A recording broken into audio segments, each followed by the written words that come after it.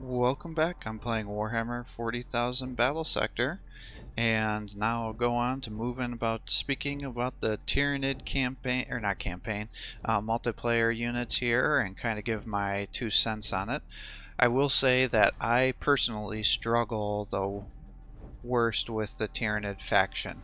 I myself have always liked to use the elite tier units, which is good probably. It can be good against the Space Marines.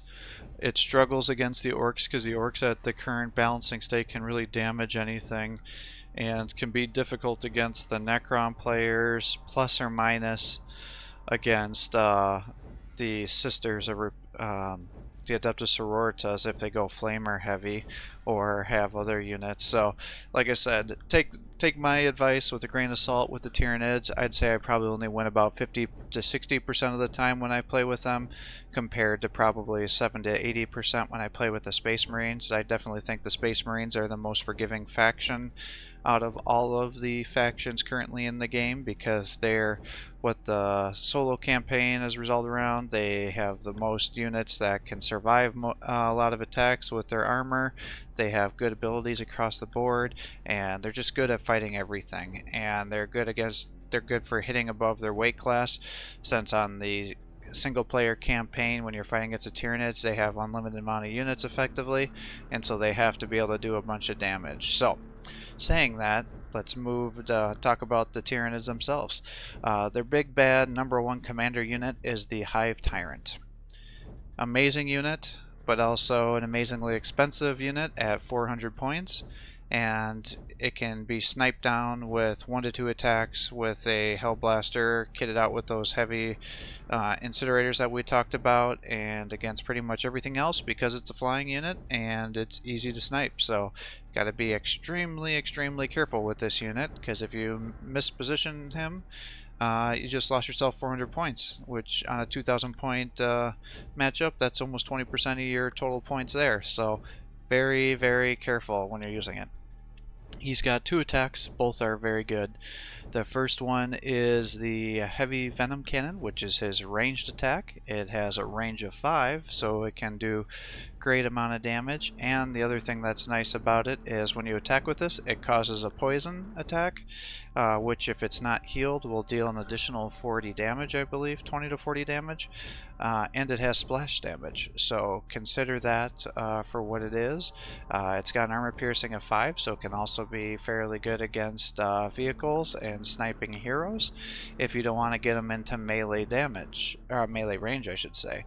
Where he truly is unsurpassed is when it comes down to melee damage, because it can lock a bunch of units down. It's hard to kill because it's got fairly good armor.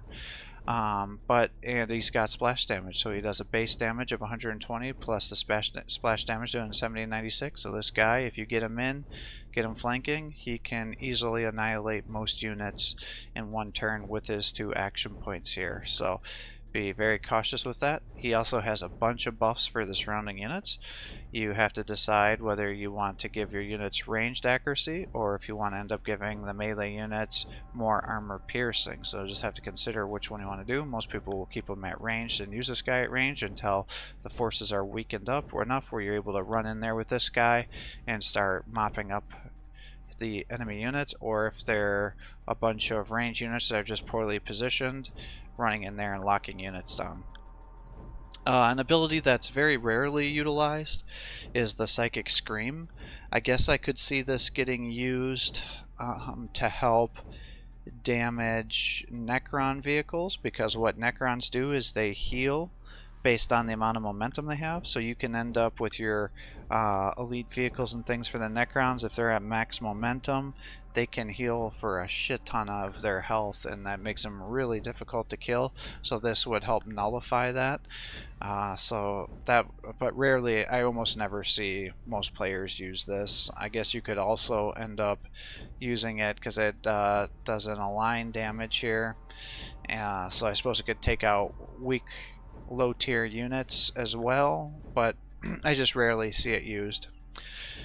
One of the beautiful things about this is with the Hive Mind, it ends up giving momentum bonuses to all friendly units within 3 tiles. So when you're starting to, if you're playing as a Hive Mind kit, because there's kind of 2 ways to do it. You can play as a super elite build out force, or you can do a swarm tactics where you allow all the buffs, significantly improve all your weaker tier units, and just try to win that way by massively improving. If you're doing the either faction, either way, it's good to use the momentum, but it's going to be more beneficial if you're using the swarm tactics, because if you're playing with super elite units, you're most likely just going to want to use this guy to attack and buff the range and stay away from getting damaged.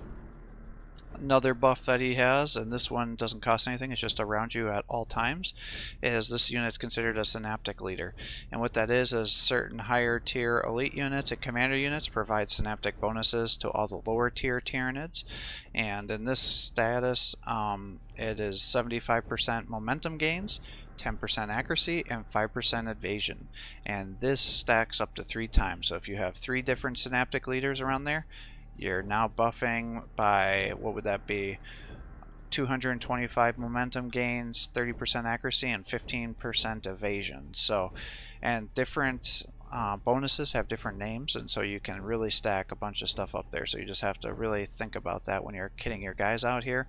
And then winged, again, he can ignore penalties from movement of terrain. So those are kind of the great things here. Great unit, but got to be exceptionally careful, because if one wrong move with him, get him trapped in there, you just totally hosed yourself if he gets himself killed too early without getting his points worth of action back. The second commander unit is the Turbagon, and this guy is a melee unit. He's got pretty good splash damage, decent forward damage. He's got armor piercing at 9, so he can melee down vehicles. He's got several abilities. The first one is Feral Spawn, so every 2 turns he can end up spawning out free termagons, which is a full squad. Unfortunately, on the first spawn they have -3 movement, so you just got to take that into consideration, but they can still attack. They also have the ability to use the Catalyst, which will heal for 50 health. That's per unit, I believe, and it also gives 25% melee bonus, so consider to use this before you get some melee attacks, and using a melee unit to soak up some overwatch, this can definitely work to your advantage. Then it has a Stinger Salvo.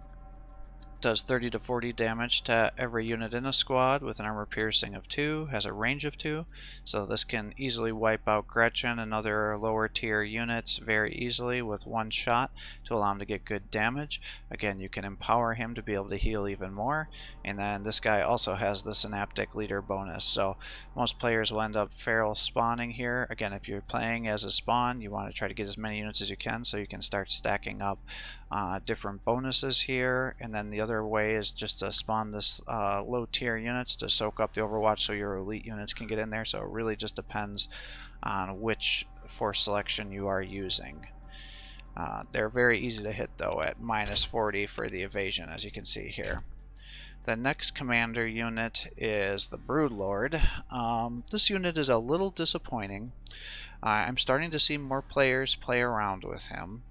I think if they did just very minor tweaks, this would be an amazing unit, because he's got these monstrous rending claws. It's 3 attacks at armor piercing. He's got a little bit of splash damage, so this guy can do a bunch of damage to vehicles if you melee them down. Can also be used to assassinate enemy heroes, so he's a good unit. The issue is his main ability is this paroxysm, and it's a cool thing. It gives you minus accuracy, it prevents all reaction attacks.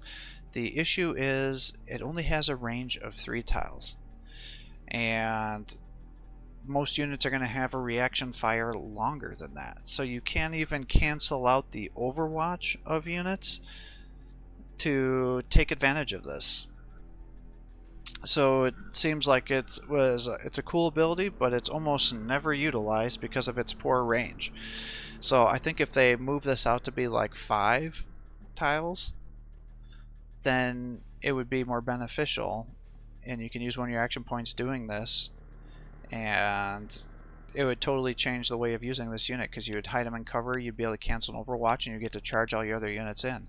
So I really wish they would increase the range of this. And then he also has a bonus here, so he's got the Evolved Brood Telepathy, so he gets 50% momentum gains and 5 evasion, so that is his bonus that he can give. But yeah, I just wish they'd make a little change on this paroxysm, because I think if they did, I think most players would utilize this guy a lot. This unit here is a total beast. Unfortunately, he's very easy to kill, but oh my gosh, if he gets into melee range, he is gonna fuck you up. So this is the Tyranid Prime here. He has Natural Killer as his ability. So whenever he kills a model, he has a 75% chance to get an extra attack, so that he'll effectively get 3 action points a turn if you get him into melee, because he does 41 to 50 with splash damage with an armor piercing of 7, so this guy is good against everything once he gets into melee. He's also a Synaptic leader, so you get accuracy bonuses, momentum gains, and evasion like we discussed. So this guy, as long as you can keep him to survive to get into melee, he will mess things up. The next unit is the Tyranid Warriors. Now, these are very interesting units. They also have Synaptic Leader trait, and they also have the Natural Killer trait. So, the other thing I forgot to mention with the Natural Killer trait is not only does it give you an extra action point, it increases your melee damage by 50%. So, a great ability. These guys also have it. But the advantage that these guys have is they're not only melee units, which they do decent damage with, nothing fantastic, but they're definitely good. They have ranged units, ranged attacks, and the ranged attacks can also trigger Natural Killer. Now, the Devourer is okay against the low tier units because it only has an armor piercing of 2. But if you go ahead and give them the Death Splitter ability, which has an armor piercing of 3, when you start to get all these other buffs going, their accuracy buffs, their evasion, even though it's an armor piercing of 3, it can do damage against vehicles, it can snipe down enemy heroes, it's got an optimal range of 4, so these guys become effectively snipers. And if you kill units, they get an extra action point. So, and then if you can get them into melee, you get these 3 attacks at 14, for effectively 15 to 19 damage with an armor piercing of 5, kill. You can end up doing more. So these guys are quite good to help your units. So if you're doing the swarm tactics, definitely throw some of these guys in there for 95 points. I guess it's effectively 110 if you're using the Death Splitters here. Get 3 or 4 of these guys, and it can be an absolute nightmare. You can keep your HQ units back a little bit to get heals and not get sniped, whereas these guys are a little harder to kill because they have 3 units. That would be how a lot of players end up doing it. These are a controversial unit, the Venom Throwers. They have pretty decent damage when you end up getting into melee. They only have 3 armor piercing, but at 37 to 50 per unit attack, plus the ability to poison, I think for 20 damage per unit, and these guys will attack different units, so you can put potentially 3 poisons onto a unit. If they get into melee damage, they can do pretty good. They're quite squishy, but to counter that, they have this Spore Cloud ability, and what that does is it gives them plus 25 evasion, so that effectively moves their evasion up to 30%, and they can give themselves extra armor, so that gets them armor up to 5. So what most people will do is they'll cast the Spore Cloud and they'll just move these guys into range and use these guys to soak up Overwatch. Or if you're playing a strategic command mission, you'll end up moving them in and then casting Spore Cloud on the command location to stop other units from being able to capture the points and then make these guys harder to kill. Again, this is ranged armor, so at melee it doesn't have as much of an effect, but it'll be pure evasion, which can be good, especially if you're having something like a Death Dread, which only has a single attack. If they whiff, that's the end of it, and you just wasted their attack. Their other ability is the Toxic Presence. I personally have a lot of trouble getting this to work, but I think if I was playing as more of a Swarm Tactics player, I could see it do a lot better. because what it ends up doing is gives 35% range damage received. It ends up giving 35% melee damage received, and if you end up casting poison, it gives an additional 65% poison damage. It lasts for 2 turns, and any units that are enemy units that are there when you cast the poison, it does 15 to 20 points of damage to every unit surrounding them. So can be a good unit, only costs 70 points, but definitely kind of a harder, I would say it takes a little finesse to get your points worth out of these guys. A lot of players are starting to use them. Again, I would say for a long period of time most players didn't use them because they just weren't sure how to most appropriately utilize them, but now that people are kind of getting some strategies figured out for them, it's definitely working out in their advantage. Next unit is the Hive Guards. These are considered an elite tier unit. They have 2 different kind of loadouts here. So first one is the Impaler Cannon. It only has 3 attacks. The thing that's amazing with this is it has plus 100% ignore penalty, partial cover penalties. So for maps like the bridges or things with slight elevations, these guys will have almost nearly 100% accuracy all the time to allow you to get really good attacks on them. Plus, if they're receiving the Synaptic leader bonuses, it's just hard for these guys to miss. They can be used as snipers to snipe out enemy leaders with those significant accuracy bonuses, and then with an armor piercing of 4, they can have some mild anti-vehicle effects, and they can, but with only 3 attacks, they sometimes struggle killing other infantry units that have multiple models, especially say like the Orc Flash Gits. These guys struggle at killing. The second loadout for these guys are to make them an anti-vehicle.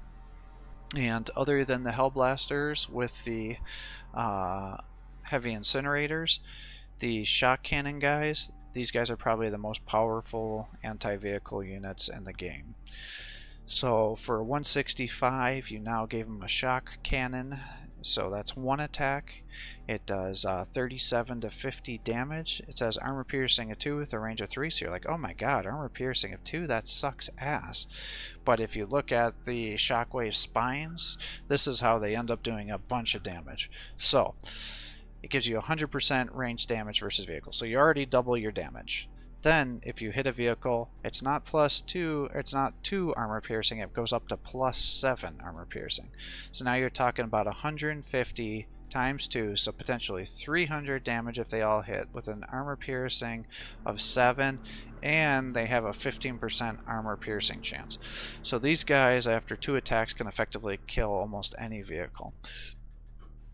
So, especially if they're buffed up with a bunch of bonuses. So, very good unit. Struggle against infantry and pretty much everything else. So that's the exchange that you're making by giving them the shockwave cannon, but effectively with 2 of them you can take out almost any vehicles. Unfortunately, well, I think it's probably fortunately, but I would have thought that these things would count as vehicles and stuff too. Anything that's heavily armored, that is not true. So just make sure if you're going to give them the shockwave cannon, you're not thinking that that's going to be like any sort of anti-heavy unit. It's purely vehicles. So if you're going against other Tyranids and things that aren't going to have vehicles, probably want to go with the Impaler Cannon instead if you're going to use these. Next unit is the Termagon. These are one of my favorite units. They have a good amount of movement at 5. If you use their burrow ability, you can end up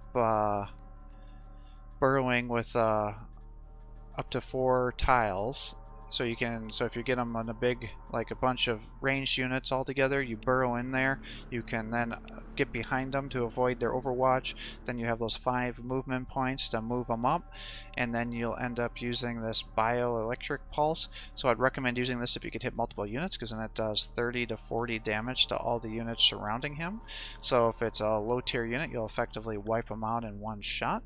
Or if you're fighting vehicles or super heavy, something that you need to have that armor piercing, you have an armor piercing of 8 with splash damage. So these guys can damage pretty much anything. So really fun unit to use, can just burrow in.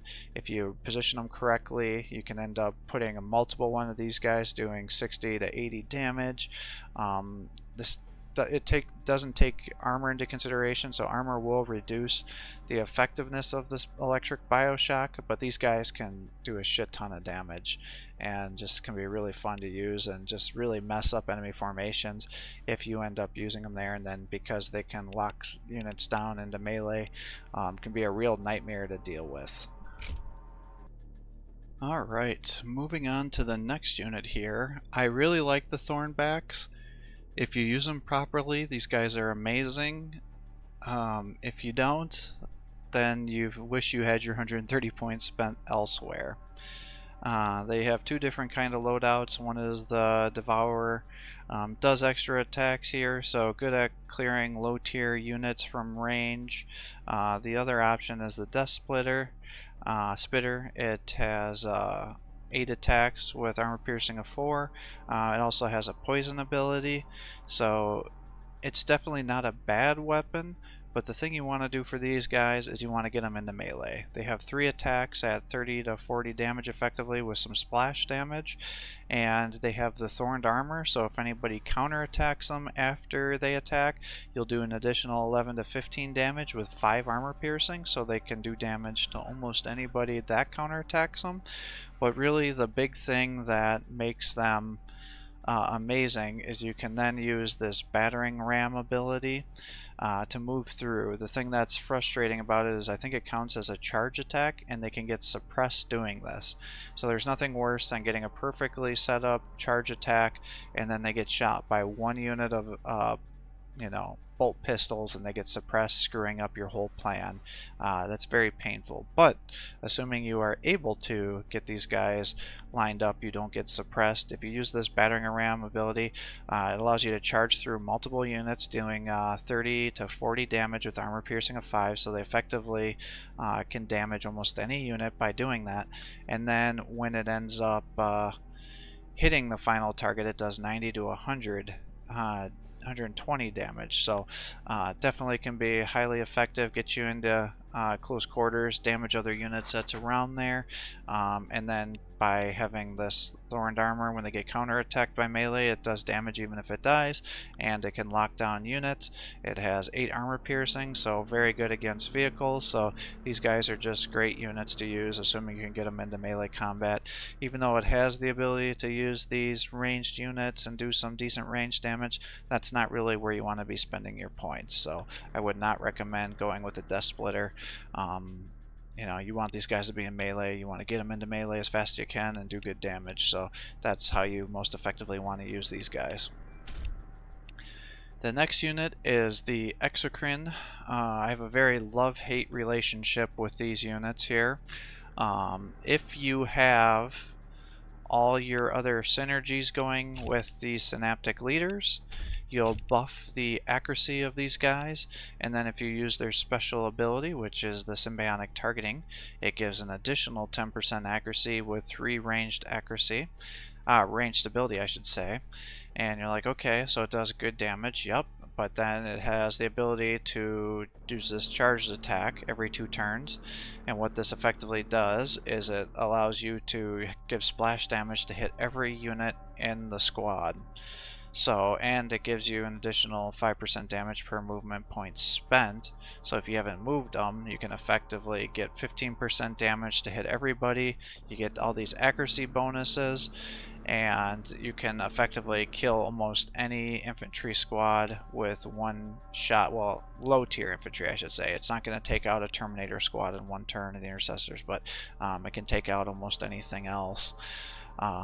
Unless they're being buffed by, force fields or something like that. The other thing that you should consider when you're doing this, if you don't have a bunch of Synaptic guys around there, is try to pair it up with the Gargoyle. The reason for that is if you end up using the Blinding Venom, it lowers the evasion rate of whoever you're attacking, and so then you can increase the chances of this guy hitting with its plasmatic buildup anyways. The one thing I'm a little disappointed with is, these guys regularly will hit for, 30 to maybe 60 damage, even though it has armor piercing. So I really feel like these guys got to have higher armor piercing, and they can do glancing shots all the time, but it just feels really bad that your main artillery cannon here, yes, it has an amazing anti-infantry shot, it can only do it twice, per match, but these guys can sit back, shoot vehicles, and then the vehicles can either barely take any damage or they can easily be out healed. So it's just very discouraging. So I wish these guys did more anti-vehicle, or they had a third ability that was like an anti-vehicle shot where it would, you know, do 50 to 100, and then you could alternate them like every two turns or something, where you're doing plasmatic versus anti-vehicle, because that would definitely make these guys feel like a much higher threat. Because how they are now, unless you're able to really guarantee that you get your plasmatic buildups, I find that most players rarely get their points back on these guys. And then they also have a melee unit with some mild splash so they can protect themselves, but really these are meant to be for ranged units.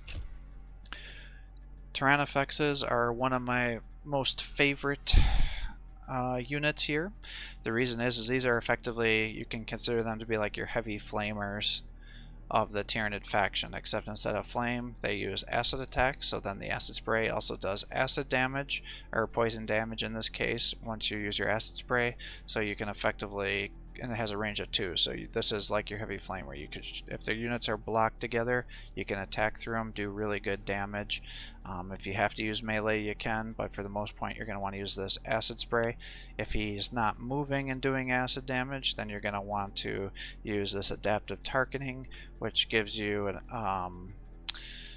armor piercing and 5% critical chance plus for every movement point used. So if you haven't moved at all, you're now talking about doing a 20% critical chance with an additional, what would that be, 3 armor piercing. So that would get this up to 6, and then it gives poison ability, so that gives you an additional, I think, 40 damage. So that'll allow you to do more damage against vehicles if you're utilizing them that way. But these guys are really good, very easy to get them to get momentum bonuses with other sort of bonuses from your other units, and then they can just keep spraying acid everywhere and doing a shit ton of damage. So very fun unit to use, one of my favorites. I definitely get as many of these as I can on almost any kind of build I do.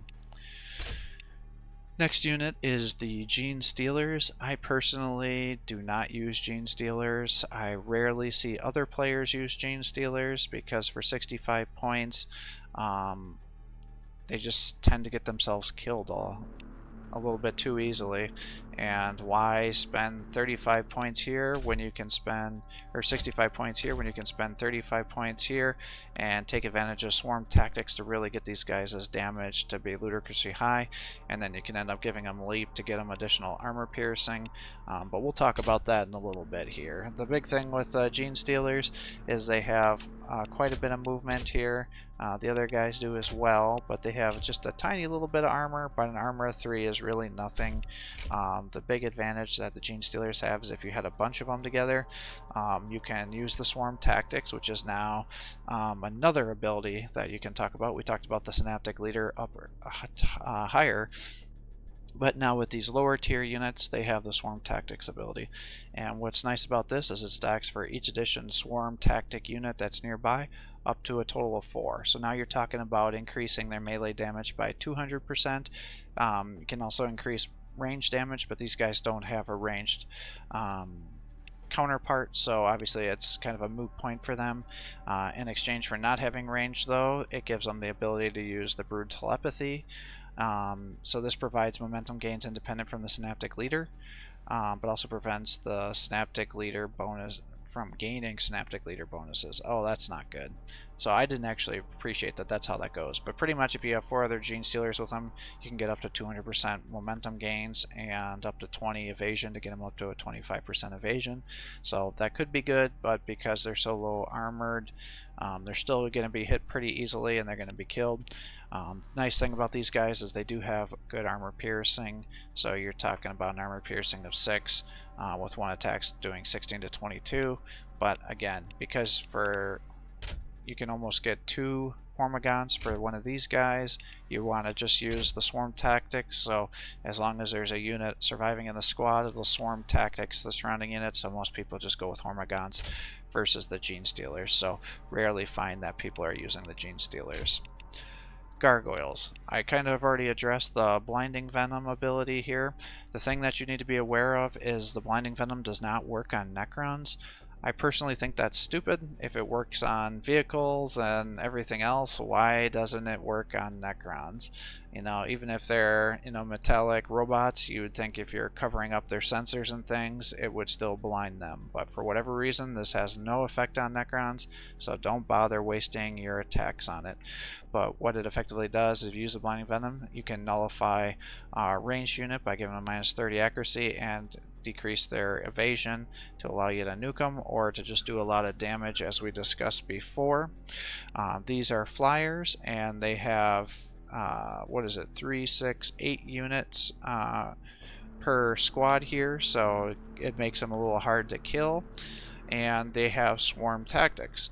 So originally I'd only hire like 1 or 2 of these to either nullify hull blasters or to attack an infantry squad to allow me to stack an attack with a Exocrine here. But what I have been finding recently is a lot of players, especially if they're using the swarm tactic, which is where you're just getting tons and tons of these low tier units, they can end up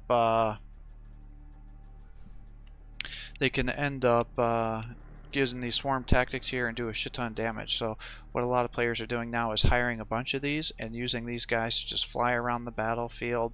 Yeah, they sometimes will use the blinding poison to nullify like flash gets or hell blasters, but they'll keep 3 or 4 of them together, and then because they'll get 35% range times 4, they use these guys as effectively snipers to take out, you know, sanguinary priests, lieutenants, other units that don't have a lot of armor, and then start you to reset your command points. Because even though these weapons only have 1 armor piercing, when you start to get a bunch of these guys together and stacking their attacks, it ends up causing them to even be able to do a little bit of damage against vehicles. Likewise, we get into the termagons, which are the low tier units here. Most people are kitting them out with just the flesh bore. I can't say I've seen a lot of people waste their time with these higher tier attacks, because it's just like not worth the points. But again, getting a bunch of them together to be able to use the swarm tactics. I can't say I've ever seen somebody use the spine fists. I've seen a couple people do devourers just for maybe a little extra damage, but the spine fist with a range of 1, it's just not very efficient, so most players don't use those. Like I said, vast majority of people are just using the flesh bore, and if you're doing, you use them to soak up Overwatch, or if you're doing the swarm where you're just trying to get, you know, 6 or 7 of these guys with, you know, 6 or 7 Tyranids here, and then, you know, 3 or 4 of these Tyranids plus or minus the prime here, you know, just running them in to get all these accuracy bonuses. They can just be a real nightmare. And then because they're getting momentum bonuses too with the Synaptic leader, they get extra attacks, so definitely can be a real nightmare. I've not seen a lot of players do that. Most players originally were just doing super elite armies, but now that I'm seeing more of these people do the swarm tactics, it's definitely a highly effective way of playing the game, especially on strategic command maps where you really need to use your units to run around. So if you're playing strategic command with the Tyranids, I would strongly recommend that, although these termagons are also very good at running around capturing points, but a lot of these flyers, obviously with movement of 6, are excellent at capturing points too. And then the last unit is the Hormigans, which are just kind of the generic melee units. They have 5 armor piercing, 1 attack, does 9 to 12. However, they have the leap ability, which is considered a charge attack, so you gotta just be careful if you're gonna use this on anything that has automatic Overwatch, because you could trigger an Overwatch attack with this ability compared to a regular attack, which you wouldn't. But this will allow you to do damage against vehicles. You can keep using it every turn, and then that'll effectively get this up to an armor piercing of 5, and with all these extra attacks here up to 4, you're talking about a 200%, so you're talking 18 to, no, even more than that, 27 to what would that be, 36 damage. So pretty impressive amount of damage that you can end up doing using the swarm tactics. Like I said, I have not found people do it with the Gene Stealers, but I think that's just because when you're using the swarm, you want to get as many units as you can to try to soak up attacks here, especially if you're fighting an elite army. So that is what I have found to be effective using these Tyranids here, so hopefully that gives you an idea of some different options. So it's pretty much really good unit, very expensive unit. It's got some good abilities to help boost your guys up, snipe from far, or use them in melee to get kills. This is your healer and spawner to help you with your spawns. Most people want to use these as a backbone to just be able to heal your units. Good anti-vehicle, good assassin, does a lot of damage. Paroxysm, not very good to attack because most Overwatch will be activated prior to that. These guys are major melee death dealers, extra attacks, do a bunch of damage. Buffers, go with melee or go with range, and melee when you can if you need to. Overwatch soaker uppers. I don't know if this toxic presence, it says apply status effect to tiles in range, so I don't know if that would affect your units or not. But if it does, I could mess you up. Otherwise, you know, this would be a nice way to, if you're using swarm tactics, to try to boost your damage. Anti-vehicle or a sniper if you're not going to be fighting vehicles. Burrower to avoid overwatch, lock units down. Bioshock to be able to damage units that are around them. Amazing melee unit. Charge, if you got the ability to charge in, you can do a bunch of damage and use them to attack a bunch of units. If they get counterattacked with melee, they get to do additional damage. Try not to waste your points turning them into melee or into ranged. Splash damage against infantry, 2 amazing shots, otherwise struggles against vehicles despite having armor piercing is 6, so plus or minus on this guy.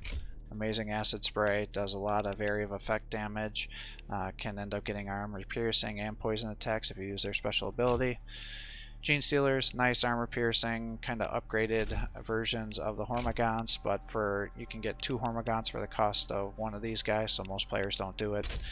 Snipe down your enemy leaders, blind units that you want to get attacks on, and to stop them from doing heavy damage to you, plus minus evasions to help you kill units. Just Overwatch and infantry killers, and use the swarm tactics on these bad boys to do more damage, and to use the leap ability if you're not going to trigger Overwatch to do anti-vehicle damage. So hopefully that's kind of the short and long version of this. You gotta decide, are you going with the super elite or you're doing swarm tactics here. Definitely you got to do a lot of buffing to get the most out of the Tyranids here, but a fun faction to play, as you never quite know which kind of composition you're going to be going against with the Tyranids, whereas Space Marines you have a pretty good idea. It's either going to be heavy vehicle or heavy assault infantry. Most players are doing more assault infantry, so hopefully that gives you an idea and you're enjoying these videos. If you are, please give my channel a like and subscribe to encourage me to post more content for you. Have a great day.